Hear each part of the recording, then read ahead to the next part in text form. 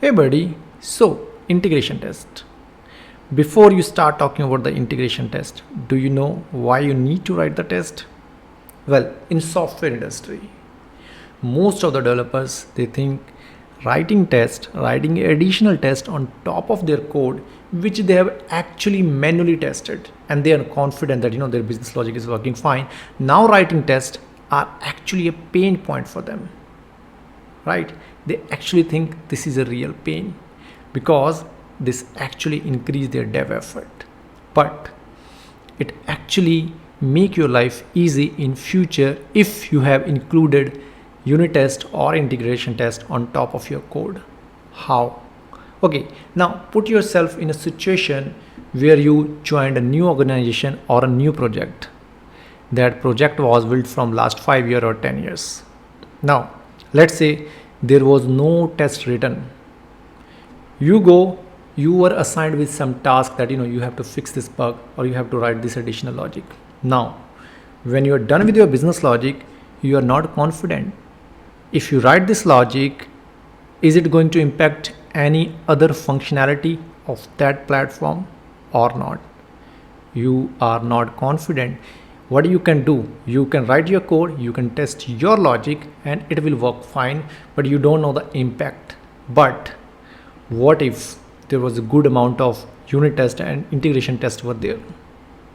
In that case, you can write your logic, you can go to Visual Studio, fire those tests, and if everything is green, that means your logic has not impacted anything. Or if something fail, you know that because of your changes something is broken, so you have to take some other necessary action, and that way you can make sure your code and the old code both are working fine, right? Okay, now let's jump into the integration test part, right?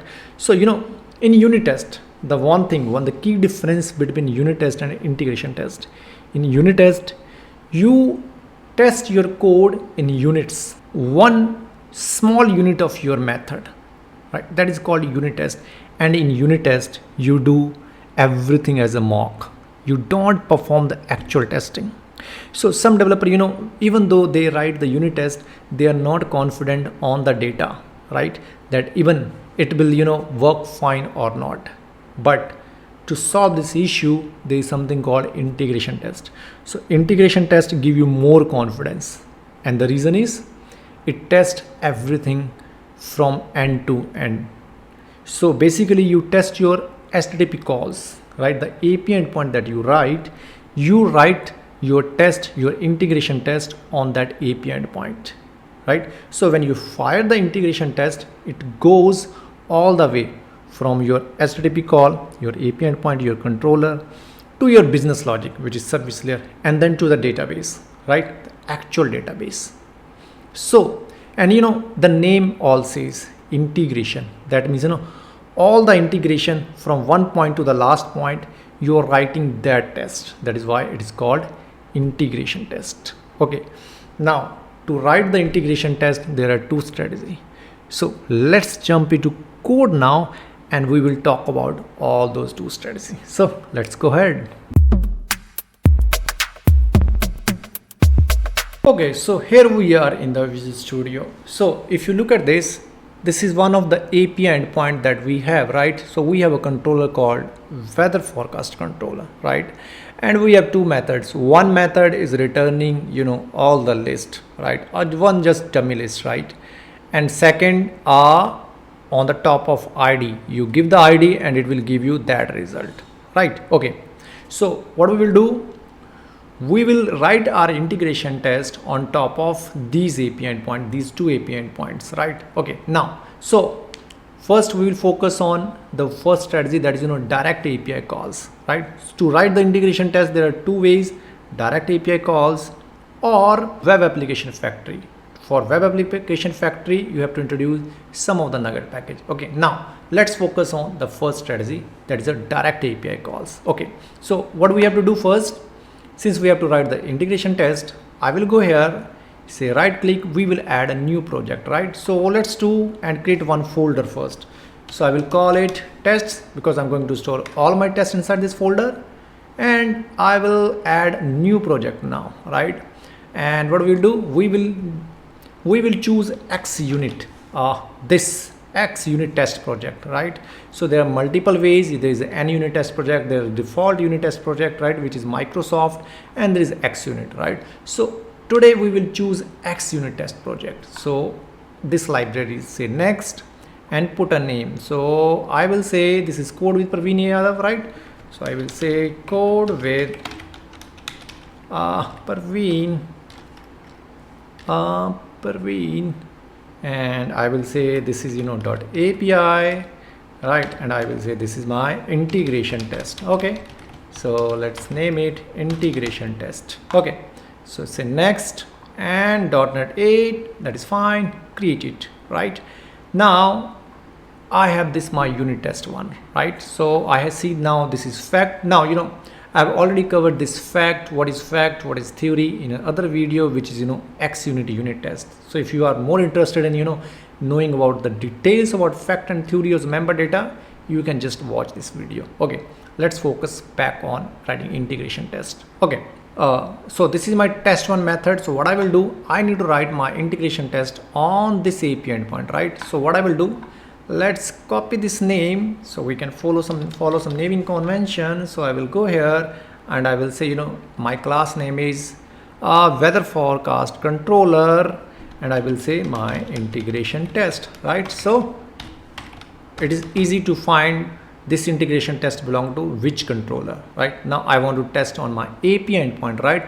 So I need to go back to controller, and this is my get API endpoint, right, which is get weather forecast. Okay, let's go back and I will say get weather forecast, right? And I need this all list score say positive, because this is my positive integration test, right?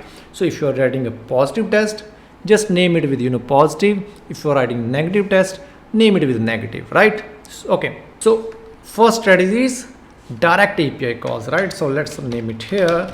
This is my direct API calls, right? Okay, so what I need to do here for direct API calls, I need HTTP client, right? So I will say I need to declare one HTTP client. So let's say HTTP client equal to new. Here you go, HTTP client, right?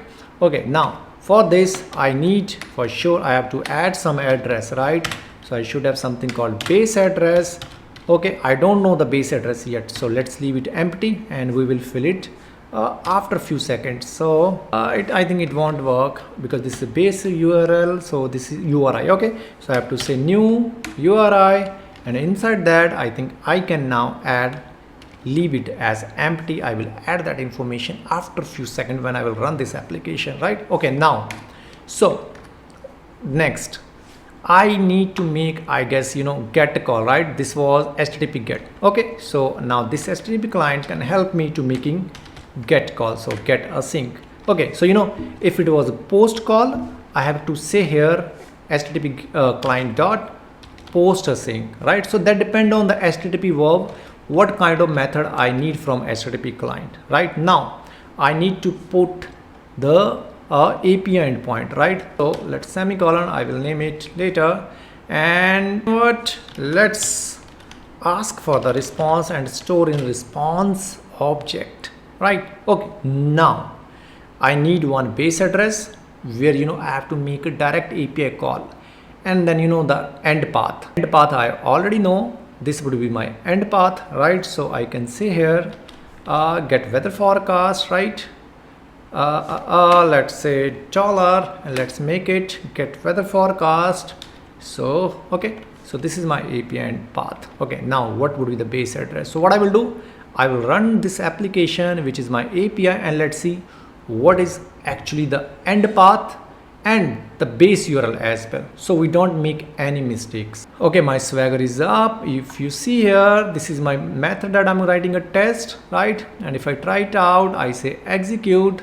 Okay, here you go. So base URL is this one, HTTPS this one, right? So what I will do, I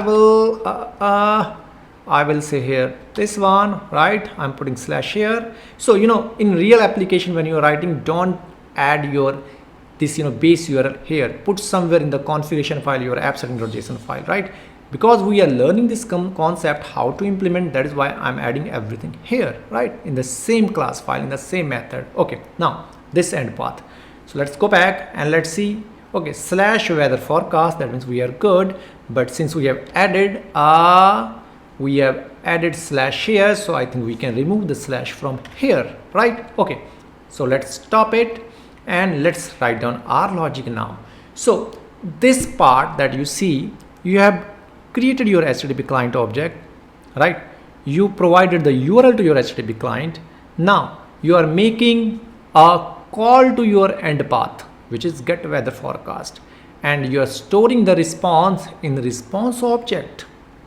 Now further, you are still not done with your tests. Now you have to test your response, what you expect from this response, this HTTP call, right? So what you need to do here, you see, it is also suggesting our Visual Studio. I think Visual Studio is now more smarter than before. Okay, so first it is saying that dot not null. That means this response should not be null. If it is null, it will throw the exception. This method will fail, right? Now let's write some more tests. So asserts are actually tests. So if you are more interested about the asserts, just go and watch this xunit unit test video. I have talked about detail what assert is, how it works, right? So different types of asserts actually help you to test your response, right? To write more detailed integration test. Okay, so now I wanted to say equal. Let's check the status code is equal or not. So what I will say here, so there is something called http status code dot status code should be okay, right? And then this response that I'm receiving, even that response status should be, this was a sync call, you see, get async.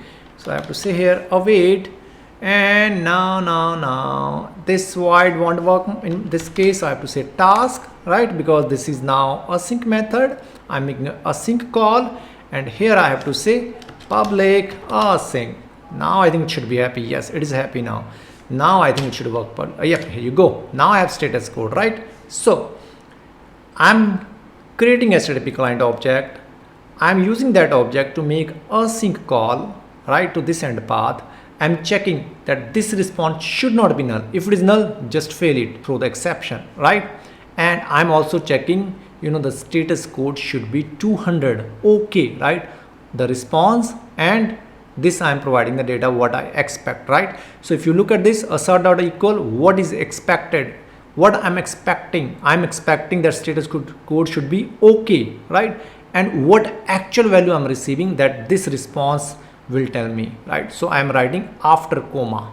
First, what you expect. Second, what actually is coming, right? Okay, now try to test it. Let's see how it behaves. So you have to select this. I'm putting debugger over here, right click and say debug test. You can say run test. Run test will won't debug, it will just give you the result if it fail or pass, right? But when you actually wanted to debug every single line, you have to go with unit debug, not the run, right? So if you see, say build 1 succeeded, 0 failed, and blah blah, build completed. Okay, and you can see the result in text explorer as well. Here you go. So this test failed, right? And you can read the error as well. So why it failed and what exception it has. So it is saying no connection could be made because the target machine actively refused localhost 377138, right? So what it means. And there's other way to check the errors. On just right after fact, you see this red, right, which say test failed. Click over here, you will see the same error what you have seen on the test explorer, right? Okay, now, so why it is failing? Because this approach has one disadvantage, that this API, which is localhost 7138, needs to run, right? And since you are working in the same project, right, you have not executed your local host, and that is why you can't test it. But if it is different solution and you are running two different Visual Studio, right, in that case you can actually test this method, right? Okay, but what that is fine, I guess. This was direct API calls. So, to overcome this issue, there is called second approach, and that approach is called web application factory, right? So what do we have to do for that? Something called, iClass fixture. Here you go. We have iClass fixture, right? And inside iClass fixture, what you can do, you can inject web application factory so manually. So let's say web application factory, right? And I don't see this, so that means there is one nugget package that I need, which is MVC testing. This one install package, this package I need to work with web application factory, right? So let's install this nugget package. I think it should be happy now. Okay, it's installing. Okay, here I see the namespace microsoft.asp.NET testing. Now you see, now the color got changed, right? So I need this factory. Okay, now you know how it actually helps. Why we are moving out of this HTTP client calls to this iClass fixture web application factory. Okay, what it does, you do not need to run your endpoints explicitly within the Visual Studio, or within your framework. When you say debug test or run test, it actually target this API, right? The API where you are writing the integration test, and it run API in memory. That means you are not dependent on any local host now, right? It will do everything inside the memory of your solution, right? So that is why we need iClass fixture web application factory if you wanted to get rid of running your API endpoint explicitly. Okay, now this web application factory is actually giving error because it is demanding for one interface, I believe, right? So if I see now, okay, it's need entry point, right? So what I will do first, for sure, this time this API endpoint I'm not going to write. I need this in memory. So I need to tell this project, integration test project, that this project I'm going to target, which is code with Parveen.api. Okay, so for that, what I need to do, I need to add a project reference. Okay, so say okay. I think it is good now. Yes. Okay, now what we will do, it need one entry point. So what I will do here, I will add one interface, right? So let's say class, I will say interface, and let's say entry for my integration test, right? I will copy this name, this interface I'm adding, and this would be just the empty interface, just to link between this and these two projects, right? So go here, add here. Okay, now this is good. Okay, second, we need a constructor. Okay, so I will say here, say public. Here you go. My Visual Studio is smart, I guess. Yeah. So this is my constructor. Okay, in constructor I have to inject same thing here in the constructor parameter, right? And I will say class fixture. Let's see if it is happy or not. Let's minimize this one. Okay, now still, since this is an integration test, it need actually HTTP client, but not the actual HTTP client where you have to provide the base URL. This time we will create that HTTP client within memory, right? So what do we have to do? Let's say one my private read only, and I will say HTTP client. Come on, here you go, right? So this is private, so this is underscore. If you are more interested why it is underscore, then just go and watch this video where I'm talking about why it should be underscore and all the conventions, right? Okay, so what I will do, I will assign something here now, and here you go. No new HTTP client. I will use this. Actually, this is my factory. You know what, this is my actually a fixture factory, but I will call it my factory, right? And I will say factory dot, it should be, but create client.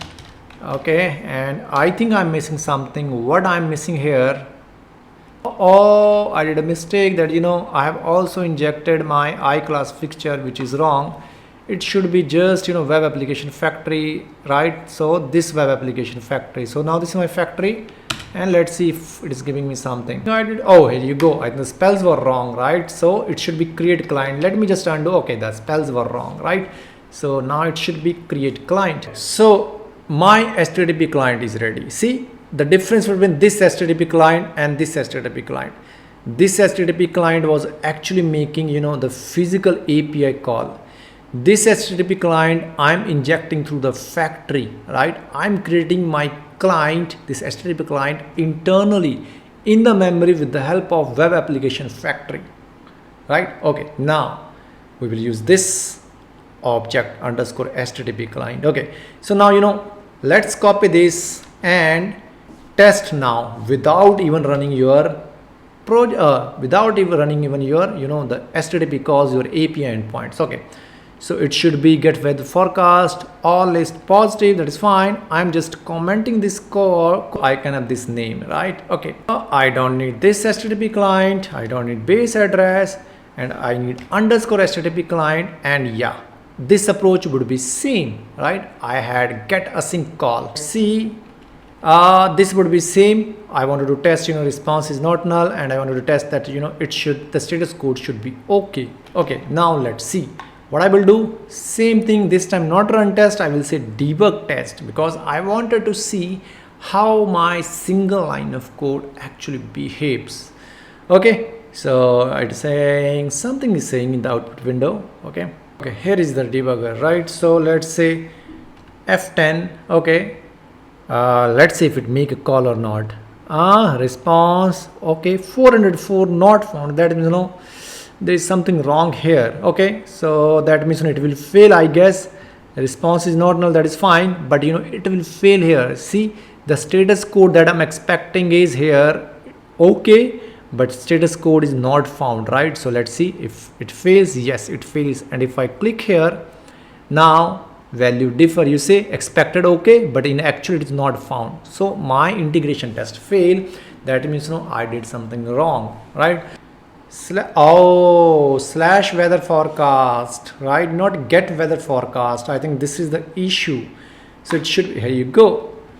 Okay, so not this one that we were expecting, not this name, it won't work. So we have to provide weather forecast, right? I think I already copied. I don't want to make that mistake again. I will put here you go. Now let's give one more try if it works or not. Okay, so F10 and response. Okay, here you go. We have the status code 200 now, right? And that means this pass. Oh, this is not null. Response is there, but this will give me if it is status code is okay or not. F10, here you go, status code okay, and we were expecting okay. Now you see this should turn into green, not the red. If I say continue, here you go. You see, it took 6 seconds because I was just in a debug mode. That is why it is giving more time, right? But my one API integration test pass, and it is not direct API calls. It was just copy paste. So it is my actually a web application factory strategy, right? Okay, this is one of the integration tests that we have covered. Now, how we will test on the data? This response do not have actual data, right? So how we can test on the data now, what data it is returning? This you just have tested, the response should not be null and the status code is okay, but this response do not have the data. So how we can further test? Okay, you know what? We need one more line here. So what we will say, if response is there and status code is 200, I wanted to test the data now. Which data I wanted to test? I want to test my weather forecast data, right? So let's say weather forecast data, right? No, data, come on, data, and equals to, here you go, content, read a JSON string, I think read from JSON, here you go, JSON async, right? And I think this response we were expecting, let me see what the model, this INumerable get forecast, this is what this endpoint is returning, right? So put it here, okay, and I should have some data here. Yes, I have the data. Now what I will do, I will say assert, right? I want to check even if it has data or not, right? It should not be null. Okay, fine. It should not be empty. Okay, right? Sometime maybe it is not null, but the count is 0. So I'm saying it should not be empty. Now I also want to double check if it has data, right? Not null, not empty is fine, but how many records are there? I want to check that count. That record should be more than 0, right? So let's say there is a way to check is, so we can say, here you go, we see Visual Studio is also helping you. So I'm saying just tab, so assert.true, weather forecast data dot any, there should be a data. Okay, write more test. Okay, and let's see what it suggests. Assert, no, this time no true. I will say, I wanted to say, count. Let's see if it has count. Collection actually, right? So collection, and let's see if it has weather forecast data, have the collection or not. I just wanted to check. Let me see if assert has something called count. If we do not have, then that is fine, but if it has, then we will use that as well. Let's see, or we can check as well. No, it do not have the count, so that is fine, I guess, right? It will give me this result. Or you know what, there is other way to check. If you don't have a count, let's say assert dot equal, right? So there could be an equal that you can use. So what do you expect? Now I expect from this method this response. Let's see, I'm generating a total of 5 result, so I'm expecting here, hey, I expect 5, and this response that gives me, it should be 5 as well. So I want to say count here, and let's see now this time. Okay, so I will put one breakpoint here. Okay, I already have this breakpoint, so I think I don't need. So I will say debug test, and let's see, will my all the test pass, or there would be some trouble. So let's see. Okay, I'm in debugger mode, say F10. Okay, we have tested this, we had the status code. Okay, now okay, here you see you have the data, the count is 5, right? So not null, yes. It is not empty, yes.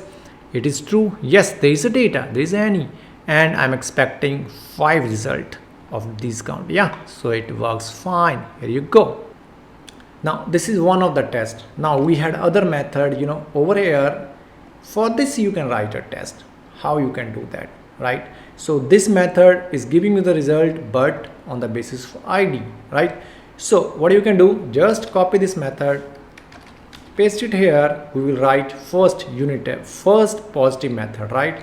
So now this is giving me a get, and first we will say, we will pass the valid ID, and we will expect a positive result, that it should work fine, this ID should exist, right? So I will say get weather forecast, and I will say ID found.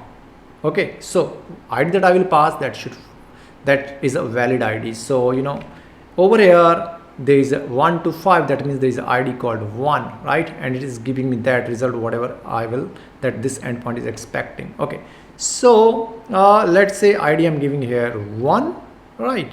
Okay, it should not be null, it should be status code, it should be okay, right? Weather forecast, it should convert that data, right, from response to that JSON data, your model data actually, and this should not be null again. This one, forecast data should not be empty, it should have something the same, but this time this will change. I'm expecting only 1 record, right? So I'm saying just 1, right?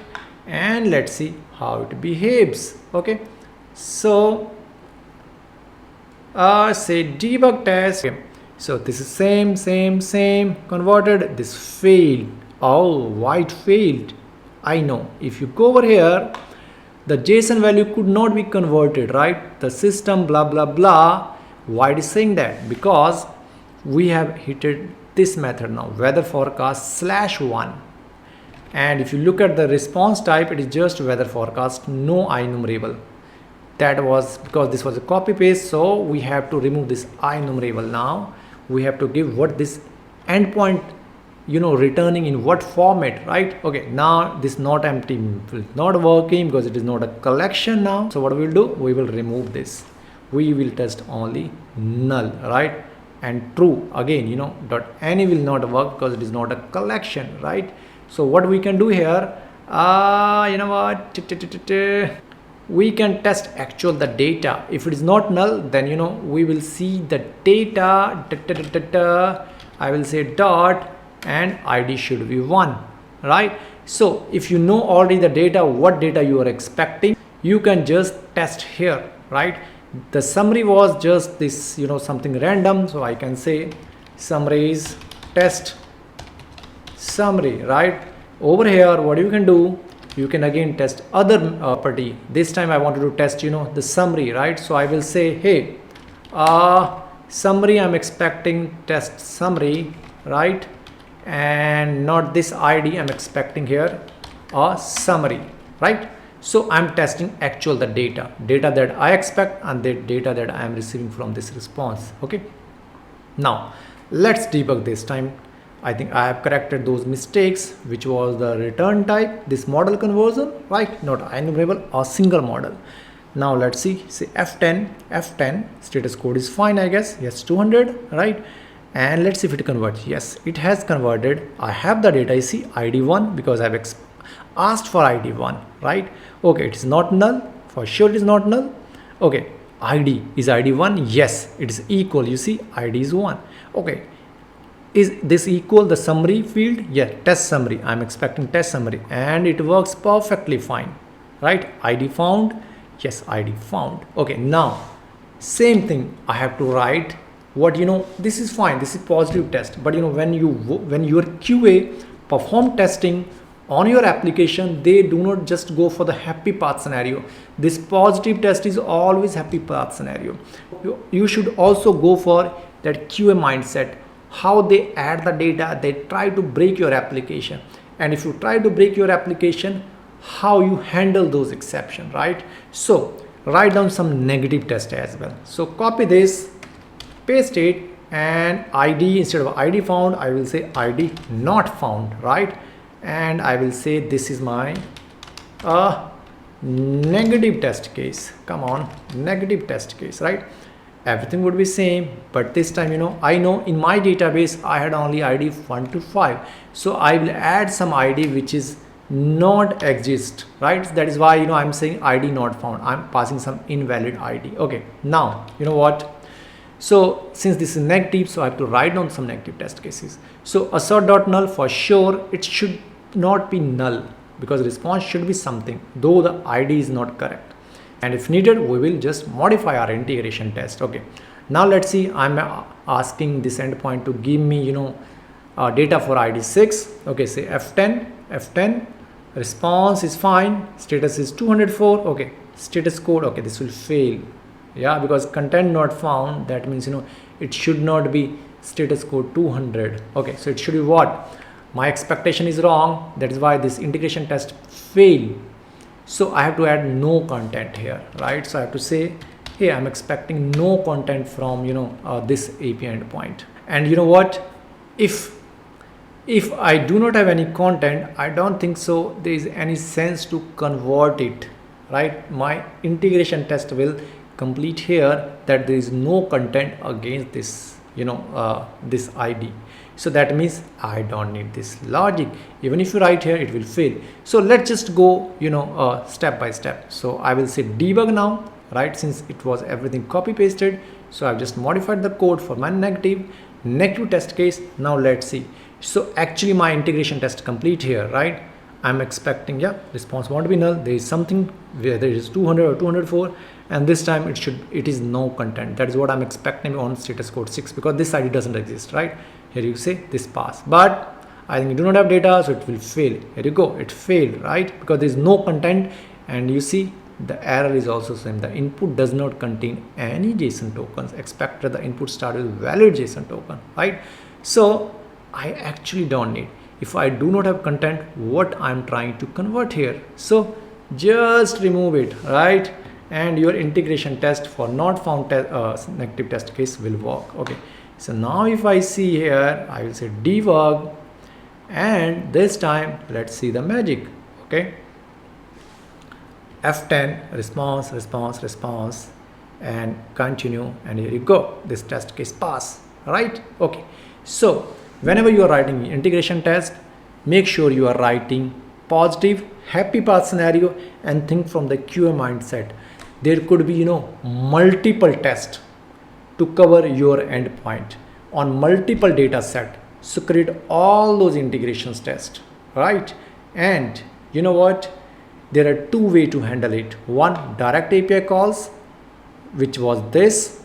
If your solutions are running, your endpoint is already running on some URL, then you can go for this approach. If you are working in the same solution and you do not want to host your application on any local host or any server, go for this web application factory approach, right?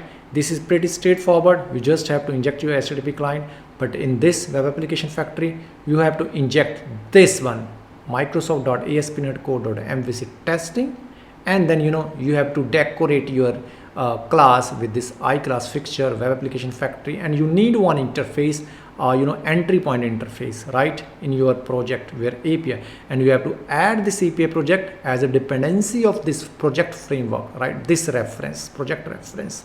And this time, instead of physical HTTP client, what you will do, you will create your own client in the memory. This will actually help you to handle your local host, your endpoint on the memory level, not on the actual server level, right? And then you can write your positive, negative test cases. Okay, that's all for today. I will see you in the next video.